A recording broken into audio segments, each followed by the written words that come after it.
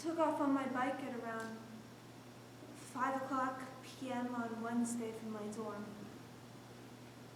I just kind of felt like going for a ride, so I went up to the top of Cactus Canyon, and I'm not super familiar with the area, so on my way back down, I didn't really know where I was going.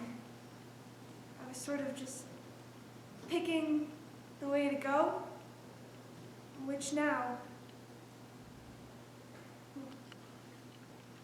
it just makes me think that God wanted me to find him, because there was just no way that I was going to go that way. So I was in some deep-ass sand, and I wanted to turn around, but for some reason, I just kept going. And there was this rock on the ground, and I just drilled it. I went over the handlebars and ended up on the ground. And so I got up, and I was just sort of dusting myself off. And I noticed something, which ended up to be Matt. And he was just lying there by the fence, and I just thought it was a scarecrow. I was like, Halloween's coming up. I thought it was some sort of Halloween gag, so I didn't think much of it. And so I got my bike, and I walked it around to the fence that was there, and it was a buck-type fence. And I got closer, and I noticed his hair. And that was the first key to me knowing it was a human being, was his hair, because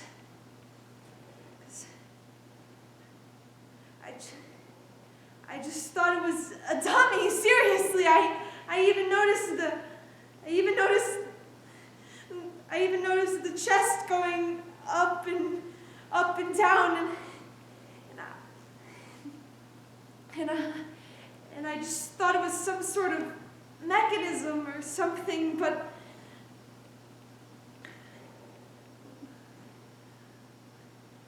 when I saw the hair, I knew it was a human being. And so I didn't know what to do, so I just ran as fast as I could, and I to the nearest house, and I called the police. I responded to the call. Officer Reggie Flutie. When I got there, at first, all I could see was partially somebody's feet. So I got out of my vehicle and raced over. I seen what appeared to be a young man, 13, 14 years old, because he was so tiny, laying on the ground, and he was tied to the bottom of a pole. I did the best I could. The gentleman on the ground, Matthew Shepard, he was laying in a pool of blood. He was barely breathing. He was doing the best he could. I was going to try to breathe for him, but I couldn't get his mouth open. His mouth wouldn't open for me.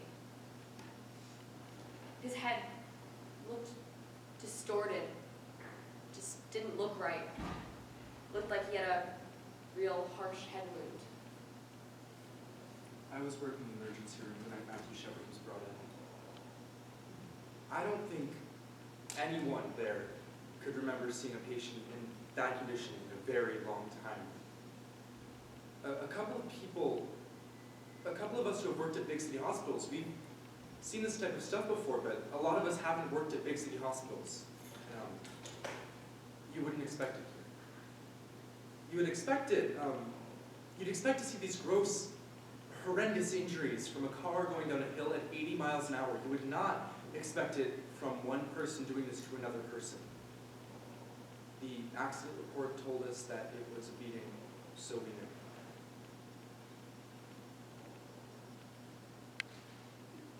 There was nothing I could do. I mean, if there was anything that I could have done to help him, then I would have. But there was nothing.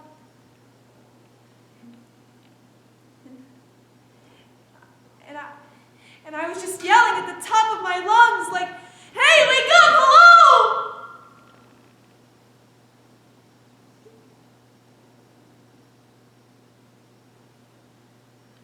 But he didn't flinch.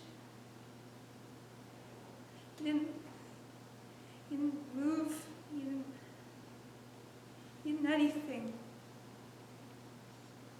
Matthew was bound, thumbs out, in what we call a cuffing position, the way we handcuff people. He was bound with a real thin white rope. It was wrapped around the bottom of his ankles, around the bottom of the pole, about 4 inches off the ground. His shoes were missing. I tried to cut him free. I tried to slip my boot knife in between his wrist and the rope, but I had to be extremely careful not to harm Matthew any further. Your first thought is, well, you know, you'd like to hope it was from someone out of town, you know, because stuff happens, and it happens in Laramie, but if someone's been repeatedly beaten, I hope this is something that offends us. I think that's a good word. It offends us. When I got Matthew free, I finally managed to slip the boot knife in between his wrist and the rope. We flipped him onto his left side. When we did that, he quit breathing. Immediately, we rolled him back onto his back, and that was just enough of an adjustment for me to slip the knife in between his arm and the rope and cut him free. I seen the EMS unit trying to get to the location. As soon as the ambulance arrived, we put Matthew on a stretcher, put a neck collar on him, slid him out from under the fence. Then Rob drove the ambulance to Ivinson's Hospital's emergency room. Now, the strange thing is, 20 minutes before Matthew was brought in, Aaron McKinney's girlfriend had brought Aaron McKinney in. He had gotten into some fight earlier that night, and so I am working on Aaron, and then the ambulance comes in with Matthew. Now at this moment, I don't have any idea that there is a connection between them. So I tell Aaron to wait, and we bring Matthew in. So I have Aaron McKinney in one room of the ER, and Matthew 2 rooms down. As soon as we saw Matthew, we knew that he was far beyond our help. I called the neurosurgeon at Woodruff Valley, and he was on the road in 145 minutes, I think. They showed me a picture days later.